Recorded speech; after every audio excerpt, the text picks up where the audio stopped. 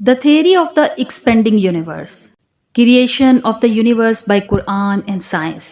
Theory of Evolution by Dr. Issar Ahmad Zab. बिस्मिल्लाहिर्रहमानिर्रहीम। अस्सलामु अलैकुम हाज़रीन। तमाम अहबाब को द सीक्रेट ऑफ इस्लाम में खुश आमदीद कहते हैं। The theory of the expanding universe. Iqbal ने कहा है ये कायनात अभी नातवां है शायद या रही है दमादम सदाए कुन फयाकुन। अभी तो जैसे कि कुरान मजीद में भी आया है, this big bang was the beginning of the material universe. इससे पहला भी एक दौर है जिससे साइंस न देख सकती है, न जान सकती है, न उस तक उसकी पहुंच है। इससे पहले भी एक हरफे कुन आया था, जिसे एक हरफे कुन से बिग बैंग हुआ है। बिग बैंग किस चीज में हुआ है तो अभी मैं आपको बताती हूँ। हमारा चैनल सब्सक्राइब करना और नोटिफिकेशन बेल ऑन करना मत भूलिएगा ताकि हमारा राब्ता बहाल रहे। असल में आज जो दुनिया में जो क्रिएशन ऑफ यूनिवर्स का जो तस्वुर है तकरीबन मुतफक्कन है। अरसे पहले तक जिसको हम कहते हैं Newtonian era of physics, Newton का दौर बाबाए फिजिक्स है, इसमें कोई शक नहीं। बाबाए तिबियात जो हैं वो न्यूटन है। अगरचे उसके बाद इनकलाब अजीम आइंस्टाइन के दौर से आया। अभी ये आइंस्टाइन का दौर है जिसमें हम सांस ले रहे हैं, लेकिन ये कि बाबाए तिबियात न्यूटन है। न्यूटोनियन फिजिक्स ने जो तस्वुरात पैदा किए थे उसका जहन में ये नक्शा था कि ये कायनात हमेशा से है और हमेशा रहेगी। मादा हमेशा से है और हमेशा रहेगा। मेकर इज इनडिस्ट्रक्टेबल, मादा खत्म हो ही नहीं सकता, वगैरह वगैरह। इसकी तफसील में नहीं जा सकते, आज हमें मालूम हो गया है और इस पर ईमान है तकरीबन फिजिक्स का वो काफी अरसे से। This universe has a beginning, और इसको नाम दिया गया बिग बैंग का। ये क्या है? एक बहुत बड़ा बिलियंस अगो धमाका हुआ था, बिग बैंग, और इससे कायनात का आगाज हुआ। और नंबर 2, उसका एक एंड भी है। कुरान कहता है कायनात हमेशा के लिए नहीं है, एक खास मुद्दत मुआयना तक की रहेगी, उसका बाद में खात्मा हो जाएगा, हमेशा के लिए नहीं है। तो बिग बैंग से जो एक नजरिया शुरू हुआ कि शुरू में क्या था, जर्रात, बहुत छोटे बहुत छोटे बहुत छोटे बहुत छोटे प्रोटॉन्स, उनमें हरारत इतनी थी ट्रिलियंस डिग्री ऑफ फ़ारेनहाइट या सेंटीग्रेड, जो चाहे आप कह लें। And they were running away from each other. ये थी first stage of the creation of this material world. फिर ये ज़र्रात जो हैं ये मिलजुल गए, उससे गैलेक्सीज वजूद में आई। गैलेक्सीज एक दूसरे से भाग रही हैं। आज भी माना जा रहा है एक्सपेंडिंग यूनिवर्स कायनात अभी फैल रही है और गैलेक्सीज के दरमियान फासला बढ़ रहा है।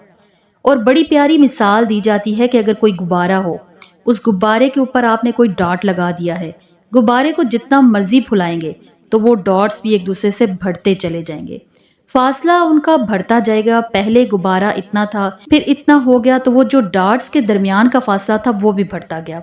The theory of the expanding universe. Iqbal ने कहा है कायनात अभी नातवां है शायद या रही है दमादम सदाए कुन फयाकुन। अभी तो जैसे कि कुरान मजीद में भी आया है, हम अपने हलक में वुसअत कर देते हैं जो बेशक जितना चाहते हैं। ये तख्लीक जो है अभी जारी है। बहरहाल इसके बाद वो दौर आया कि फिर ये गैलेक्सीज के अंदर ये कुर्रे बने और स्टार्स बने। फिर वो कुर्रे ठंडे होने शुरू हुए। इन्हीं में से एक कुर्रा हमारा ये ज़मीन है। ये आग का टुकड़ा था, आग का जैसे सूरज है, लेकिन ठंडा हुआ। ठंडे होने से ये सुखड़ा और इस पर ऊंचाइयाँ और नीचाइयाँ पैदा हुई। इसमें से जो बुखारात निकले उन्होंने जाकर एटमॉस्फेयर की शक्ल इख्तियार की, और इस एटमॉस्फेयर के अंदर गैसेस के बाहमी इंटरेक्शन से पानी पैदा हुआ और हजारा बरस तक पानी बरसता रहा, जिससे समंदर पैदा हुआ। और वो जो जमीन ठंडी हुई तो ऊपर क्रस्ट ऑफ द अर्थ जो आया है वो और पानी, उसके इम्तजाज से इस कुराए अर्ज पर हयात का आगाज हुआ। और उस हयात की लाखों के साल के अंदर इर्तकाई मराहिल से गुजरकर आखिरी नतीजा जो है वो आज के नज़रिए के मुताबिक वो होमो सेपियंस इंसान है। ये आज का नज़रिया तख्लीक आपके सामने रख दिया। उनमें से पहले हिस्सों के बारे में तो अब इख्तलाफ नहीं है, अलबत्ता ये एक एवोल्यूशन के बारे में ज़ाहिरी बात है इख्तलाफात अभी हैं, लेकिन ये कि ये एक नज़रिया है। अगरचे बायोलॉजी के मैदान में थेरी एवोल्यूशन जो है इससे कबूल नहीं किया गया, लेकिन यह है कि वैसे उसको तस्लीम किया जाता है as a matter of fact. इंसान की सोच में, सोशल साइंसेज में, हर चीज़ के अंदर जो है वो थ्योरी ऑफ एवोल्यूशन घुस चुकी है। अब जो बात इसमें नहीं आई वो बात आपको बताते हैं। دس big bang was the beginning of material universe. اس سے پہلا ایک دور ہے جسے سائنس نہ دیکھ سکتی ہے، نہ جان سکتی ہے، اور نہ اس تک اس کی پہنچ ہے. اس سے پہلے بھی ایک حرف کن آیا تھا جس سے ایک حرف کن سے بگ بینگ ہوا ہے. بگ بینگ کس چیز میں ہوا ہے؟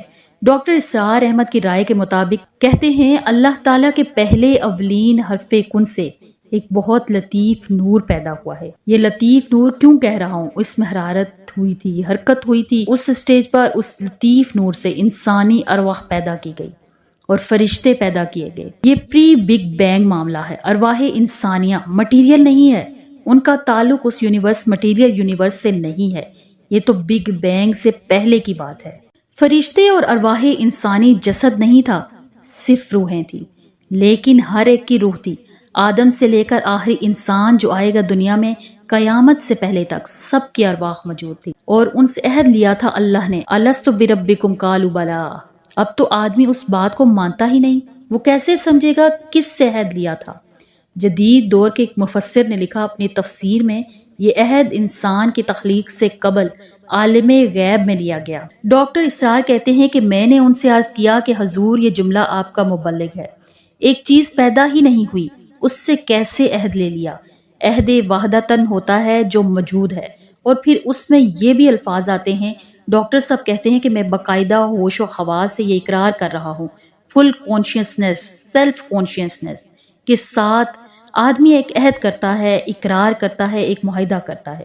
تب جب میں نے ان سے عرض کیا تو انہوں نے مانا کہ ہاں تمہاری بات ٹھیک ہے، یہ عہد اجساد انسانیہ کی تخلیق سے قبل ارواح انسانی سے کیا گیا. یہ ایک اسٹیج تھی جس میں ارواح پیدا کی گئی، اس عالم ارواح، جبکہ ابھی مٹیریل ورلڈ شروع نہیں ہوئی، ابھی وقت کا کوئی تصور نہیں ہے. یہی وجہ ہے کہ عالم ارواح میں جو کچھ ہوتا ہے اس میں وقت نہیں لگتا. کن فیاکن، کن فیاکون. عالم حلق میں آ کر وقت لگتا ہے. آسمان اور زمین 6 دنوں میں پیدا کیے. وہ دن ہمارے 24 گھنٹے والے دن تو نہیں ہیں. انسان کے ایک نطفے سے لے کر ایک بچے کے مکمل ہونے تک 9 مہینے لگتے ہیں، ٹائم لگتا ہے. عالم ارواح میں ملائکہ کے لیے کیا خیال ہے؟ کیا خیال ہے آپ کا؟ جبریل کو عرش مولا سے یہاں آنے میں کوئی وقت لگتا ہے؟ ٹائم ایلیمنٹ ہے ہی نہیں. یہ اس دور کی پیداوار ہیں جبکہ ابھی ٹائم پیدا ہوا ہی نہیں. ٹائم اینڈ سپیس جو ہیں یہ کنسپٹ ہیں بگ بینگ کے بعد. حرکت بھی ہے بعد ازاں جو وقت کا تصور پیدا ہوگا، پاسنگ ٹائم. لہٰذا یہ ارواح انسانیہ پیدا کی گئی جبکہ ابھی مٹیریل یونیورس کی ابتدا نہیں ہوئی تھی، اور ان کو ایک کولڈ سٹوریج میں رکھ دیا گیا. اب اس کے بعد وہ لمبا سفر جو تنزلات اور ارتقاء، یہ اصل میں 2 اصطلاحات آتی ہیں. ہمارے پرانے فلسفیوں نے بھی تو آخر کوشش کی تھی نا. سائنس تو بھی نہیں تھی، نہ سائنس کا کوئی دائرہ وسیع تھا، محدود دائرہ تھا. لیکن یہ کہ تنزلات ستا اور تنزلات ہمسا، الاحد سے الواحد وغیرہ، یہ زرعی خیالات تھے. یا عقل اول سے فلک اول اور عقل ثانی پیدا ہوئی، اور عقل ثانی سے فلک دوم، عقل ثالث پیدا ہوئی. نوح افلاک اور عقول اشرا. نوح افلاک اور عقول اشرا یہ ہمارے پرانے فلسفی جو ہیں متکلمین، جن کا نہ کوئی سرد قرآن میں، نہ حدیث میں، نہ سائنس اس کی تائید کرتی ہے. ڈاکٹر اسرار کہتے ہیں کہ جو بات وہ عرض کر رہے ہیں اس کے اعتبار سے آپ کو سائنس کے درمیان اور اس پورے تصور کے درمیان آپ کو معلوم ہوگا کہ ہم آہنگی ہے، آہنگی ہے، مکمل ہم آہنگی ہے، جبکہ ابھی صرف نور ہے. نور بھی وہ کہ جس میں نہ حرارت نہ حرکت. ارواح انسانیہ کا اور ملائکہ، پھر وہ بگ بینگ اور وہ جو عرصہ گزرا ہے جس میں کہ شدید ترین حرارت، اس دور میں جنات پیدا ہوئے. اب قرآن مجید کہتا ہے کہ آگ کی لپیٹ سے، اور ایک جگہ فرمایا کہ ہم نے آدم سے پہلے جنات کو پیدا کر دیا تھا.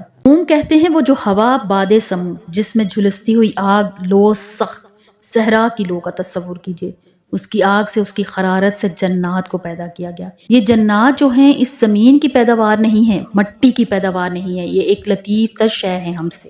مٹی تو ایمنٹ ہو گئی، آ گئی یہاں پہ، مٹی سے بنے ہیں، چاہے وہ ایولیشن کے لمبے پروسیس کے تھرو سے بنے ہیں یا پھر ان کے ڈائریکٹ کریشن ہوئی ہے، لیکن ہے تو دونوں مٹی سے. قرآن بھی کہتا ہے مٹی سے، اور سائنس بھی کہتی ہے مٹی سے. اب نکلے کرسٹ آف دی ارتھ، اور قرآن بھی کہتا ہے کہ ہر شے میں حیات جو ہے، اس حیات کا منبع اور سرچشمہ پانی ہے.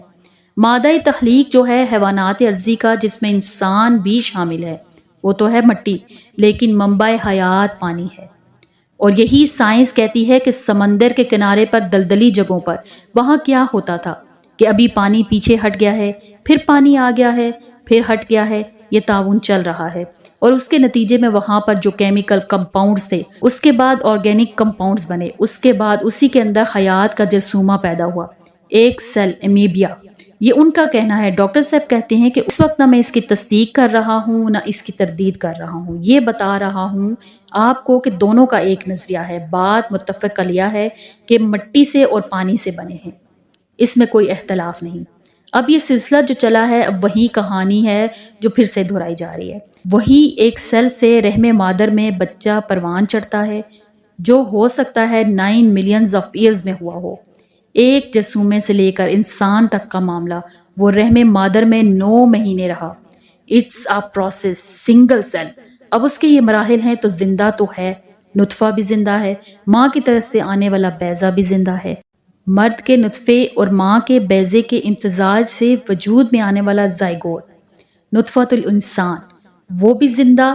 لیکن جب 120 دن ہو جاتے ہیں تو اب وہ فرشتہ بھیجا جاتا ہے، وہ رحم مادر میں وہ اس کی روح لا کر اس کی والدہ کے رحم میں وہ جو خیولہ وجود میں آیا تھا اس کے اندر پھونکی گئی ہے، تب انسان بنا ہے۔ اس کا وجود انسان کی شکل اختیار کرتا ہے۔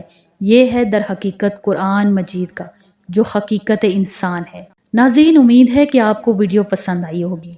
اس کو لائک شیئر کرنا مت بھولیے گا۔ اگلی ویڈیو تک کے لیے اجازت دیجیے۔ اللہ حافظ۔